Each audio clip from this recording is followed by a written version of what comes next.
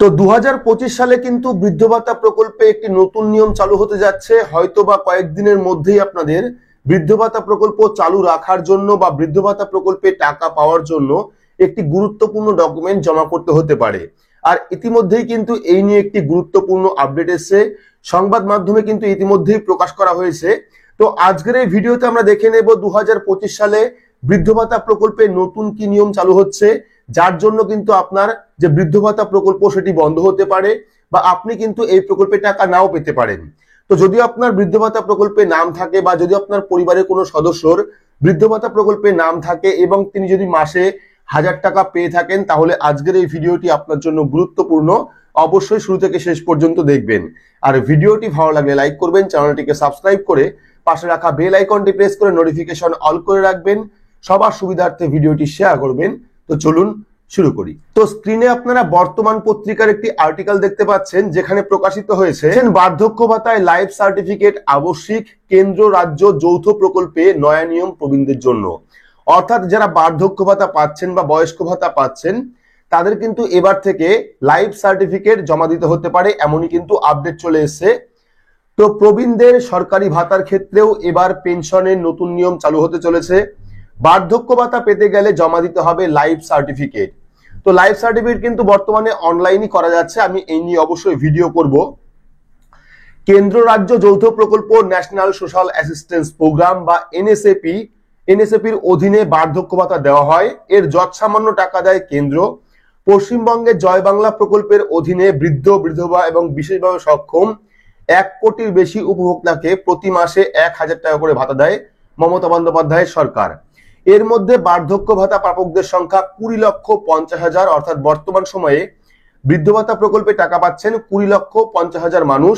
এই উপভোক্তাদেরই প্রতি বছর লাইফ সার্টিফিকেট জমা দেওয়ার নিয়ম চালু করতে চলেছে দিল্লি। অর্থাৎ যারা যারা বৃদ্ধ ভাতা প্রকল্পের টাকা পাচ্ছেন, তাদের ভাতা চালু রাখার জন্য বা প্রমাণ দেওয়ার জন্য কিন্তু লাইফ সার্টিফিকেট জমা দিতে হবে, এমনই কিন্তু নিয়ম চালু করছে দিল্লি।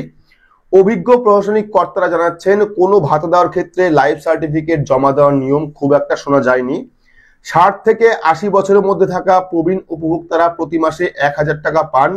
তার মধ্যে 300 টাকা দেয় মোদী সরকার এবং বাকি 700 টাকায় দেয় রাজ্য সরকার।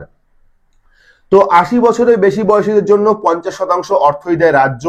সম্প্রতি দিল্লিতে সংশ্লিষ্ট প্রকল্পের পর্যালোচনা বৈঠকে কেন্দ্রের আধিকারিকরা এনএসএপি নিয়ে রাজ্যের সুখ্যাতি করেছে বলেই খবর। সূত্রের খবর, সেখানেই প্রথম একটি অ্যাপের কথা সামনে আসে।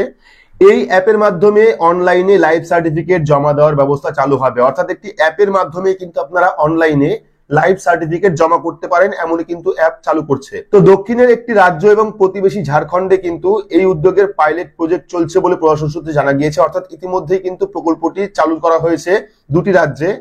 সম্প্রতি একটি ভার্চুয়াল বৈঠকেও বিষয়টি উত্থাপিত করা হয়। শীঘ্রই কিন্তু গোটা দেশে নতুন এই নিয়ম চালু হতে পারে বলে মনে করা হচ্ছে। অর্থাৎ অতি দ্রুতই কিন্তু এই নিয়মটা চালু করা হতে পারে। এনএসএপি আওতার বাইরে সম্পূর্ণ নিজের খরচে অনেককে বার্ধক্য ভাতা দেয় রাজ্য সরকার, তাদের ক্ষেত্রে লাইফ সার্টিফিকেট জমা দেওয়ার কোনো বিষয় থাকছে না বলেই খবর। অর্থাৎ রাজ্যের যে প্রকল্প রয়েছে, জয় বাংলা প্রকল্প বা জয় জোহার প্রকল্প, সেই প্রকল্পে কিন্তু এই লাইফ সার্টিফিকেটের কোনো বিষয় নেই। শুধুমাত্র এনএসএপি অর্থাৎ ন্যাশনাল সোশ্যাল অ্যাসিস্ট্যান্স প্রোগ্রামে যাদের নাম রয়েছে, তাদের ক্ষেত্রে কিন্তু লাইফ সার্টিফিকেট জমা দিতে হতে পারে। তো বর্তমানে প্রতি বছর এনএসএপি প্রকল্পের আওতায় বার্ধক্য ভাতা পাবকদের বাড়ি বাড়ি গিয়ে যাচাইয়ের কাজ করতে হয়। গত বছরই বাংলায় নতুন করে 1,30,000 নতুন উপভোক্তাকে এই প্রকল্পের আওতায় আনা গিয়েছে। পশ্চিমবঙ্গ যাচাইয়ের কাজ ঠিকমতো করে না বলে কেন্দ্র দাবি করলেও দেখা যাচ্ছে অন্য একাধিক রাজ্যে একজন উপভোক্তা মৃত্যুর 7 থেকে 8 মাস পরেও তার ব্যাংক অ্যাকাউন্টে মাসে মাসে বার্ধক্য ভাতা ঢোকা বন্ধ হয়নি। এই অবস্থায় কিন্তু নয়া নিয়মের ভালো খারাপ দুটি দিকই রয়েছে বলে মনে করছে ওয়াকিবহাল মহল। ভালো দিকটি হলো, এর ফলে ভুলবশত টাকা অন্য অ্যাকাউন্টে যাওয়া বন্ধ হবে। আর সমস্যা হলো, ফি বছর অনলাইনে লাইফ সার্টিফিকেট জমা দেওয়ায় বয়স্কদের জন্য বেশ ঝক্কির ব্যাপার হবে। সেক্ষেত্রে কেন্দ্র রাজ্যকেই কর্মী পাঠিয়ে প্রবীণদের বাড়ি বাড়ি সাহায্য করার নির্দেশ দিতে পারে বলে জানাচ্ছে কেউ কেউ। অর্থাৎ বুঝতেই পারলেন, এবার থেকে কিন্তু বৃদ্ধ ভাতা প্রকল্প চালু রাখতে গেলে বা টাকা পেতে গেলে প্রতি বছর লাইফ সার্টিফিকেট জমা দিতে হতে পারে। আপনি যে বেঁচে আছেন তার প্রমাণ স্বরূপ কিন্তু আপনাকে লাইফ সার্টিফিকেট জমা দিতে হতে পারে। একটি অ্যাপের মাধ্যমে কিন্তু আপনারা অনলাইনে লাইফ সার্টিফিকেট জমা দিতে পারবেন। পাশাপাশি অনলাইন থেকে কিন্তু আপনারা লাইফ সার্টিফিকেট তৈরি করতে পারবেন। যদিও এখনো দুটি রাজ্যে চালু হয়েছে, পরবর্তী সময় কিন্তু ধীরে ধীরে প্রত্যেকটা রাজ্যে চালু হতে পারে। তো সেক্ষেত্রে অবশ্যই প্রতিনিয়ত আপডেট পাওয়ার জন্য, অর্থাৎ বৃদ্ধ ভাতা প্রকল্পে যাদের নাম রয়েছে, কবে থেকে লাইফ সার্টিফিকেট জমা নেওয়া শুরু হচ্ছে বা কবে থেকে তৈরি হওয়া শুরু হচ্ছে, বিস্তারিত জানতে হলে চ্যানেলটিকে এখনই সাবস্ক্রাইব করে রাখুন, কারণ পরবর্তী সময় কিন্তু এই নিয়ে আরো গুরুত্বপূর্ণ আপডেট আসবে। তো এই ছিল আজকে গুরুত্বপূর্ণ একটি ছোট্ট আপডেটটি আপনাদের কেমন লাগলো অবশ্যই কমেন্ট বক্সে কমেন্ট করে জানাবেন। ভিডিওটি ভালো লাগলে লাইক করবেন, চ্যানেলটিকে সাবস্ক্রাইব করে পাশে রাখা বেল আইকনটি প্রেস করে নোটিফিকেশন অল করে রাখবেন, সবার সুবিধার্থে ভিডিওটি শেয়ার করবেন। তো আজকের মতো এইটুকুই, ধন্যবাদ।